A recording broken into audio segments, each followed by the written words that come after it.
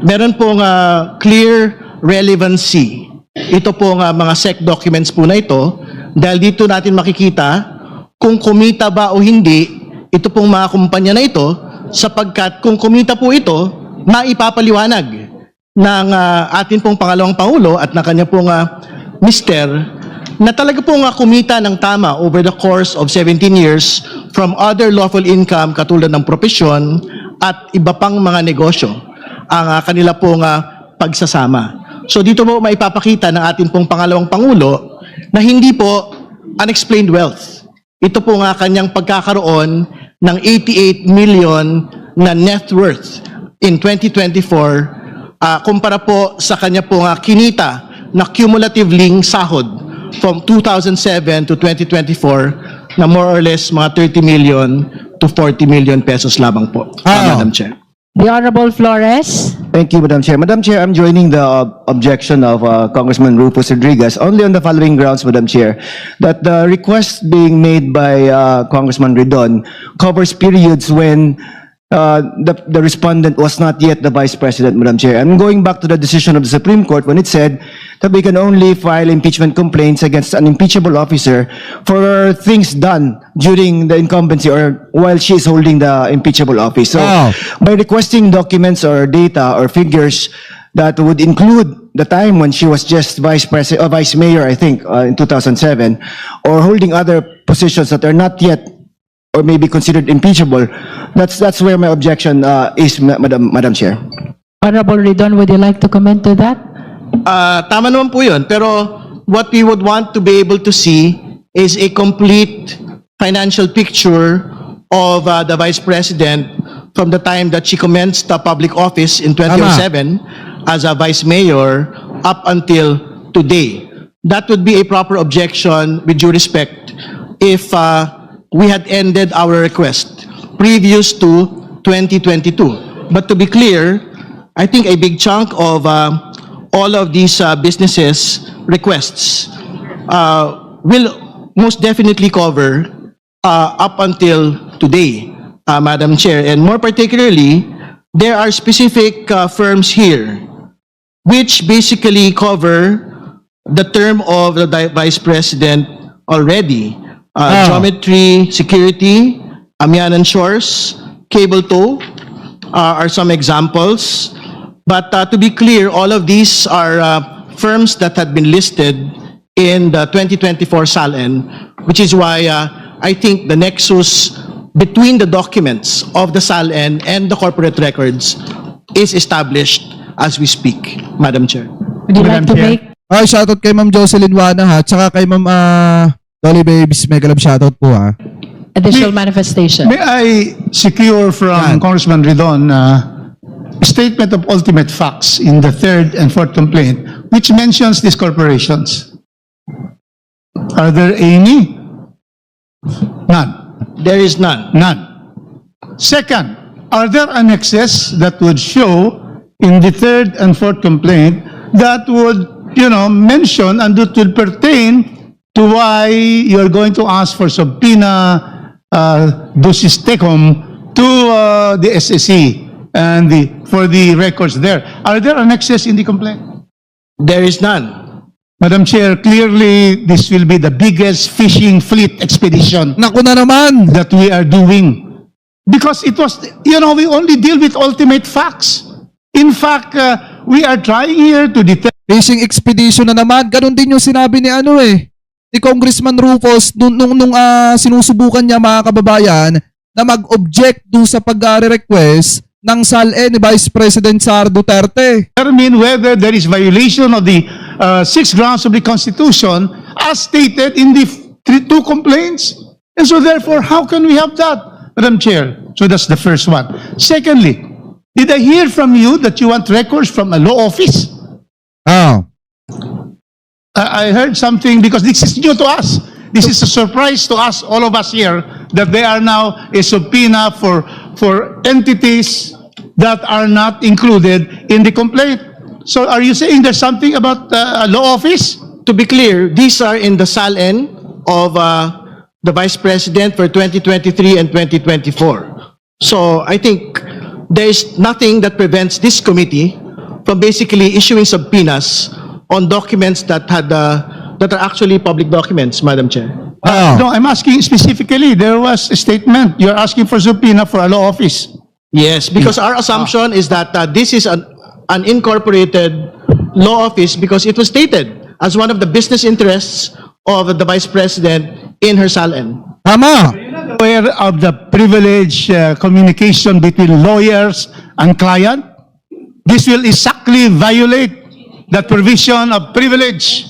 You cannot subpoena law firms for representing a person either accused or in impeachment cases. How can we subpoena a law firm for acting as a lawyer for the Vice President? Can you give us a reason why we should subpoena law firms under the rules of court and under the Code of Professional Responsibility? We cannot subpoena records of a law firm. Sure, court records or communications between clients and the lawyers are absolutely privileged communications.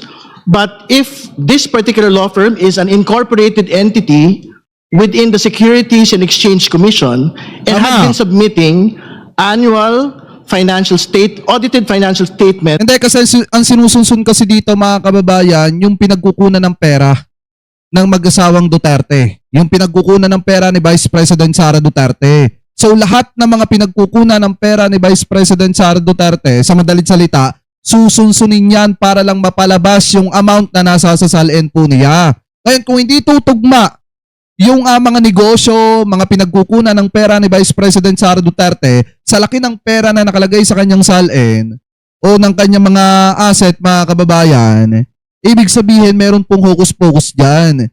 Ngayon, yung law firm, isa po yan sa pinagkukunan ng pera o kita ng mag-asawang Duterte. So may masama ba doon kung titingnan, mga kababayan, kung magkano kinikita ng law firm na yon? Kung sumasakto ba o sumasapat ba? Diba doon sa mag-asawang Duterte? Para lumaki ng ganung kalaki yung asset nila. Di po ba? Anyway, tuloy pa natin. Year after year and general information sheets, I don't think we are precluded as a committee, as an impeachment proceeding, from requesting these particular documents. We are not talking about conversations between the clients of Duterte Carpio or Carpio lawyers. We are talking about their financial output year on year. And to be clear, this is precisely the justification of supporters of the Vice President as to why her net worth, had ballooned to 88 million as against a computed cumulative salary of 30 to 40 million pesos. So I don't think there is reason to, in fact, object to getting all of these financial documents, whether from a corporation or whether from a law firm that is supposedly registered in the Securities and Exchange Commission. Madam Chair, May I call the Honorable Jokno first? perhaps it would be more prudent if we could have the motion of Representative Ridon in writing so that we can consider all the angles and the aspects to that request. Tama I yan. think that we would need to tread carefully when it comes to these matters, especially given the points raised by Representative Rodriguez. My point. Motion, hearing suspended.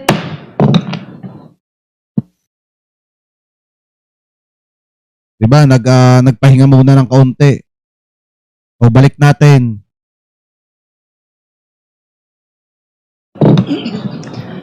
The committee heard already the arguments of both the proponent and those who are opposing the motion. This is with respect to the motion of the Honorable Ridon for the issuance of subpoena ad testificandum to SEC representative and ad duces tecum, subpoena duces tecum with respect to the GIS and audited financial statement of certain business establishments mentioned already by the Honorable Ridon. Since we have heard already the arguments of both the proponent and those who are against, we shall now proceed to vote. We are Yan. reminded that we are a collegial body. All decisions come from the majority. Oh, tama, kaysa pagtalunan na lang, pagbotohan na lang. 'Di ba? Ganoon naman para mabilis ang proseso, mga kababayan. Ganoon naman talaga, para mas mabilis ang proseso kaysa pagtalunan, pagbotohan na lang 'yan. So the justice members are reminded to be ready to vote. Again, the motion is to issue subpoena ad testificandum to SEC representative and subpoena duces tecum with respect to the certified true copies of GIS and AFS of the business establishments mentioned already by the Honorable Ridon. Do I hear a second? The same has been seconded. Is there any objection? There is an objection. Those who are in favor of the motion, please raise your right hand. Oh.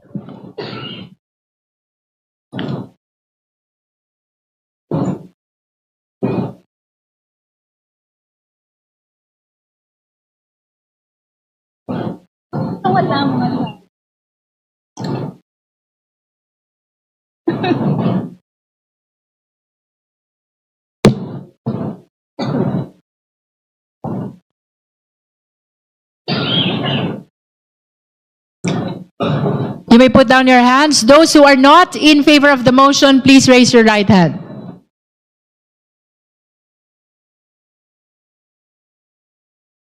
Thank you. Those who abstain, please raise your right hand. That concludes our voting. We shall announce the result. Oh.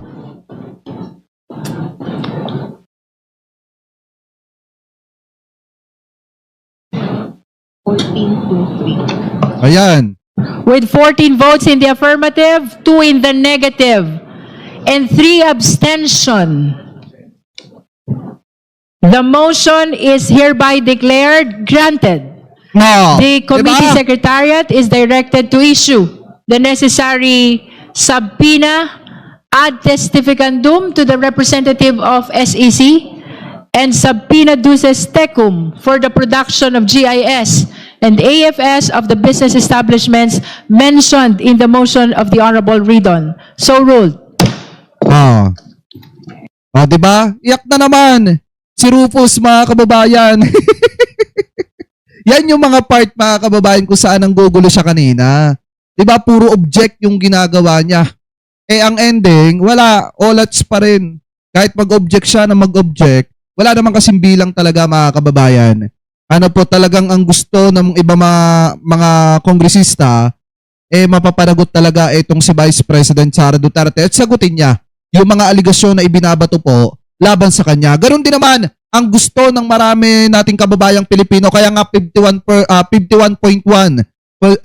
mga kababayan ang walang tiwala kay Sara Duterte, kasi nga ang paniniwala ng mga kababayang Pilipino po natin, sangkot si Vice President Sara Duterte sa katiwalian. Ano po, kaya dapat po talaga siyang sumagot at dapat po siyang mapapanagot, mga kababayan, kapag napatunayan na siya po ay guilty base po sa mga aligasyon laban po sa kanya. So kayo, mga kababayan, kung kayo po ang tatanungin, tama lang ba na lahat ng pinagkukunan ng yaman na mag-asawang Sara Duterte at Mans Carpio, eh tingnan at silipin at nang makita ng mga kababayang Pilipino po natin kung tali ba sa nasasasalin ni Vice President Sara Duterte? So comment below na lamang po kung ano po masasabi nyo. Hingil po dyan, mga kababayan, sa mga topic na yan na tinalakay po natin.